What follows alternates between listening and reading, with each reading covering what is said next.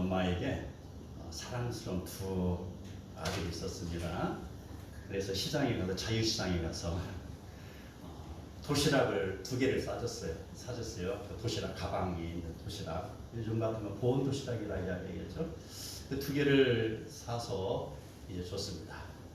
어느 날 엄마가 그 둘째를 불러서 급하게 이야기합니다. 빨리 형한테 가서 도시락 갖다 주고 와 이랬습니다. 그 형아가 지금 도서관에 가 있어요. 지금 입시 공부하느라고.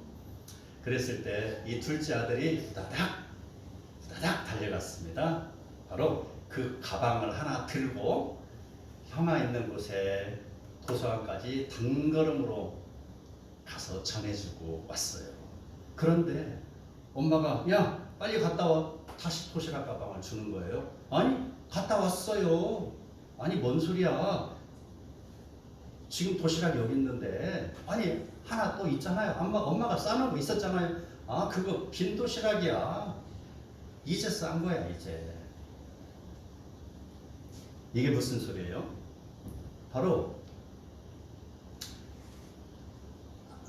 둘째 동생이 너무 빨랐어요.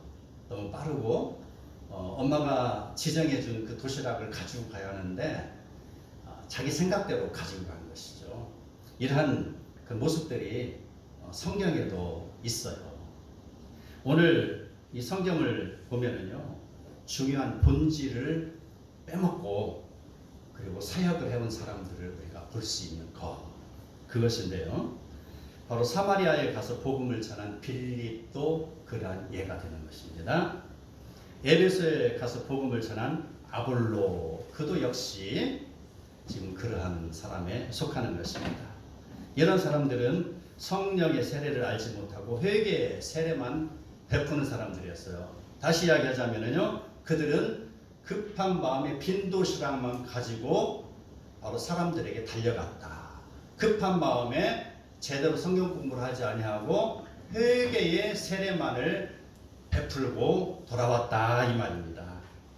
사도행전 19장을 보면은요, 바울이 에베소에서 온 제자들을 통하여서 사역을 점검하던 중에 아볼로가 베푼 사역, 그 사역이 바로 회개의 물 세례뿐이었다라는 것이죠.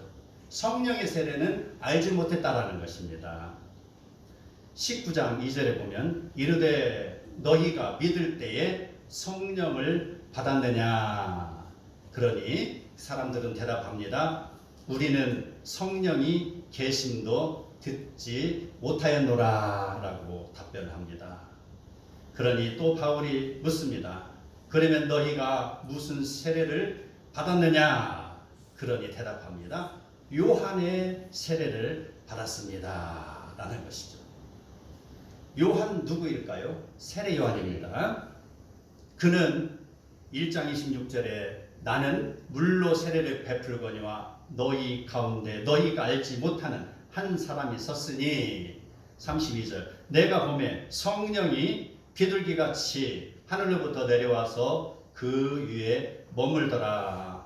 나도 그를 알지 못하였으나 나를 보내어 물로 세례를 베풀라 하신 그이가 나에게 말씀하시되 성령이 내려서 누구 위에 머무는 것을 보거든 그가 곧 성령으로 세례를 베푸시니인 줄 알라 하였으나 그는 진정 성령의 존재는 알았는지 알 수는 있겠죠. 성령의 존재는. 그렇지만 그는 이걸 신앙에 적용하지 못했다라는 것이죠. 그 세례 요한이 바로 물 세례만 베푸는 것이죠. 회개 세례만 베푸는 것이죠. 제사장의 아들이었던 세례 요한은 당시 예루살렘에서 제도권 안에서 평안하게 살 수 있었습니다. 그런데 요한이 사는 것을 훑어보면은 그는 낙타 겉옷을 입었습니다. 허리에 가죽띠를 띠었습니다. 그가 먹는 음식은 메뚜기와 석청이었습니다. 굉장히 건강식이죠?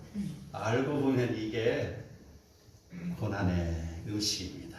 이게 그가 중요하게 생각했던 것은 바로 금욕주의적인 신앙의 태도라는 것이죠.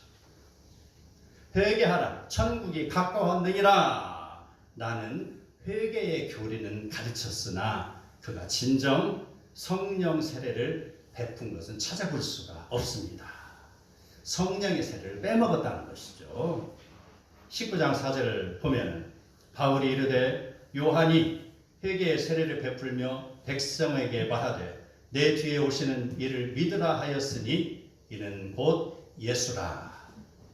바울이 그들에게 안수함에 성령이 그들에게 임하심으로 누가요? 성령이 임하였습니다.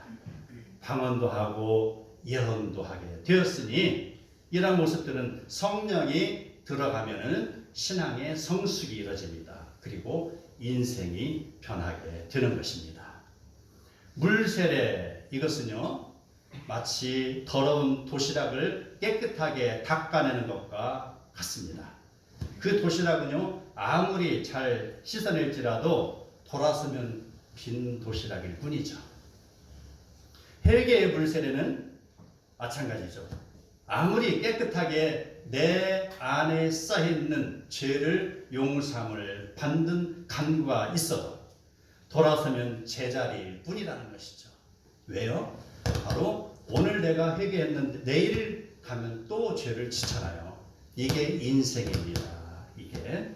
그래서 바로 죄를 회개하면 그때는 깨끗하나 다시 죄를 짓는 더러움이 그에게 있으니 물세례는 완전하지 못하다라는 것입니다. 그러나 성령의 세례는 어떻습니까? 회개의 물세례로 깨끗해진 곳에 바로 나의 가슴에 나의 마음속에 나에 있는 지정의 모든 인격체에 내가 회개함으로 인하여서 깨끗해졌다는 것이죠. 그 깨끗해진 곳에 성령으로 채워지는 것입니다. 이게 성령의 세례입니다. 밥을 먹고 힘을 내는 것처럼 그 도시락이 안에 있는 밥을 먹는 것처럼 말입니다. 성령으로부터 주어지는 그런 영적인 에너지가 성도에게 주어지는 것, 이게 성령의 세례입니다.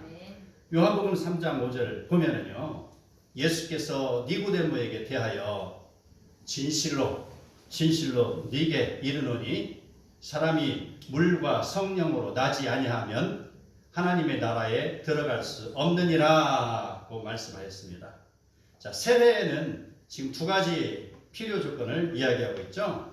물 세례도 필요하고 성령의 세례도 필요하다는 것입니다. 성령의 세례를 이야기하면 성령께서 나를 주관하는 것으로서 성령께서 나를 위해서 기도해 주십니다. 성령이 나를 위해서 기도해 준다는 말 많이 들어봤죠. 바로 내가 기도하는 거 나의 힘으로 할 때는 어떤 때는 1분이면 끝나기도 하고 10분이면 끝나기도 합니다. 그러나 성령이 개입하시면 내 안에서 기도가 터져나오는 것이죠. 성령이 나를 기도하게 만드는 것입니다. 그리고 나를 위하여 방언을 합니다. 예언을 합니다. 어떠한 일을 하도록 도와준다는 것이죠. 우리가 방언을 받은 거 우리가 안 받았다고 고민할 일 없어요. 뚜뚜따따 여러 세계 각국의 언어로서 방언도 하지만 방언을 못 받은 사람은 그러면 나는 성령을 안 받았네? 라고 자책할 거 없습니다. 그 언어 속에서 내가 다른 사람의 상처를 감싸주는 언어, 이것도 방언이라는 것이죠. 내가 다른 사람을 위로하고 상대방을 위해서 기도해주는 이런 것이 바로 방언에 속한다고 할 수 있는 것입니다. 이러한 것, 또 예언도 있습니다. 그리고 성령께서 나의 삶에 관여하시기 때문에 바로 나는 성령의 충만한 삶을 누린다는 것이죠. 성령께서 나를 개입하신다는 것이에요. 그러므로 성령의 세례를 받은 사람은요, 그의 마음에 성령의 열매가 맺어집니다. 사랑하는 것도 성령의 열매입니다. 기뻐하고 화평하고 또 우리가 인내하고 믿음을 지키고 충성하는 것, 이런 것으로 우리가 점차로 연결을 가는 것, 이게 성령이 나를 주관한다는 그런 개념입니다. 바로 성도는 이랬을 때, 성령의 충만함을 누렸을 때 비로소 세상을 살아가는 맛을 느끼는 거예요. 성도다움이 그 안에서 주어지는 것입니다. 아멘. 우리는 이런 성령 충만을 입은 사람들을 구약에서 몇 사람 볼 수가 있습니다. 120년 동안 사람들의 손가락질을 받았지만 그 노아는 산 중터에 가서 배를 건조했습니다. 성령의 간섭이 아니면 그 일을 할 수 없는 것이죠. 그뿐 아닙니다. 요셉은 어떻습니까? 우리가 너무나도 잘 알고 있는 요셉은 그 험한 풍파에 그것도 한 번도 아니고 두 번, 세 번 걸어가는 그 길 속에서 성령의 인도하심을 받은 것이죠. 그랬을 때 그가 끝까지 하나님을 배반하지 아니하고 성공하는 삶을 살았다는 것입니다. 사사기에 나오는 사사들도 마찬가지입니다. 다니엘과 세 친구도 마찬가지입니다. 또 우리가 잘 알고 있는 다윗 왕이죠. 다윗은 어떻습니까? 일개 목동이었어요. 그에게 사무엘이 기름을 부었을 때 성령이 그에게 임하니까 그가 신령한 노래를 지어 부르게 되는 것, 이게 성령 충만의 모습들입니다. 그뿐 아닙니다. 사람들은 다 두려워서 골리앗을 피해서 도망치고 몸을 움직이고 있을 때에 다윗에게 성령이 임하니 그가 용기를 가졌습니다. 누가 하나님을 믿는 백성을 지금 욕하고 있는가? 라고 하면서 다윗이 친히 나가서 골리앗을 물리친 것, 이거 역시 성령의 역사라는 것이죠. 그뿐 아니죠. 시편 가득히 성경의 요약본이라고 할 수 있는 시편에 그 가득하게 담긴 보화와 같은 메시지, 이게 다윗에게 성령이 임한 결과 그 입술을 통해서 주옥과 같은 메시지가 주어지는 것. 신약 성경은 어떻습니까? 오순절의 역사를 우리가 바라볼 수가 있습니다. 120문도가 모여 기도할 때 성령의 역사가 일어났습니다. 자녀들은 예언합니다. 젊은이들은 환상을 봅니다. 늙은이는 꿈을 꾸게 되었습니다. 이러한 모습들 초대교회 곳곳에 그리스도의 사랑으로 번져가고 있었습니다. 베드로가 설교를 하며 세례받은 자의 수가 3,000이나 더하였다라고 했습니다. 안전대회가 일어났습니다. 그가 걷기도 하고 뛰기도 하며 하나님을 찬송하게 되었으니 이게 바로 성령의 역사라는 것입니다. 성령의 역사라는 것은요, 세상 사람들이 생각하는 어떠한 특권을 누리는 것이 아닙니다. 성령의 세례를 받고 성령의 역사를 누리는 사람에게 나타나는 특권, 한 가지를 요약할 수 있습니다. 부르심에 순종하며 살아가는 것이죠. 부르심에 순종하며 살아나갈 때 성령의 역사가 내 안에 이루어지는 것입니다. 아멘. 세상의 방법은요, 얼룩진 옷을 봤을 때 어떻게 하죠? 옛날에는 시내가에 가서 방망이로 두들겨 패고 그리고 그 때를 치우고 그를 널었죠. 그런데 요즘은 어떻습니까? 세탁기에 세제를 넣고 돌리죠. 락스에 담갔다가 빨죠. 아무리 두드리고 세탁기에 돌리고 락스에 담가고 양잿물에 담가고 그런 다음에 그걸 빨았으나 지워지지 않습니다. 그러나 하나님의 방법은 어떻습니까? 죄로 얼룩진 인생들 예수 그리스도의 보혈로 씻으니 씻어진다. 이게 바로 신앙인의 모습입니다. 이런 그 세상의 방법으로 했을 때 풀리지 않는 일들, 세상의 그런 노력으로 풀리지 않는 일, 나의 인생의 생각이나 이쯤 하면 되겠지라고 하는 나의 그런 얄팍한 나의 판단이나 나의 기준이 아니고 또 어떠한 나의 인맥이나 어떠한 관계를 동원하여서 한번 풀어보려고 하러 아무리 노력해도 풀리지 않는 것. 그러나 성도는 그러한 일들을 기도함으로 하나님께 맡겼을 때 성령이 우리를 도우십니다. 성령이 우리에게 임하시면은요, 환경과 시간과 사건과 만남 속에서 문제를 해결해 주시는 걸 믿으시기 바랍니다. 네. 내가 전도하는 것까지도 성령의 도움이 아니면 이룰 수 없습니다. 사도행전 1장 8절에 오직 성령이 너희에게 임하시면 너희가 권능을 받고 예루살렘과 온 유대와 사마리아와 땅 끝까지 주의 증인이 되라고 말씀하였습니다. 내가 아무리 큰 계획을 세우고 전도도 하고 내가 돈을 벌어서 큰 일을 한번 해보겠다고 그가 세상으로 나간다 할지라도라는 것입니다. 내가 주님의 일을 위해서 이런 설교사업을 하겠습니다. 이런 교육사업을 하겠습니다. 이런 거룩함을 위해서 예배드리는 삶을 살겠습니다라고 아무리 나간다 할지라도 성령이 도우심이었으면 안 된다는 것입니다. 이게 바로 나의 의지나 노력이나 어떠한 열심 이전에 성령의 개입을 우리에게 허락하시는 것이죠. 성령에게 나의 인생을 맡김으로 죄악이 많은 이 세상에서 성령의 도우심으로 살아가는 복된 성도들이 되기를 축복합니다. 성령을 받은 사람은요, 이제 이전의 삶과 분명하게 차이가 있어야 되는 것입니다.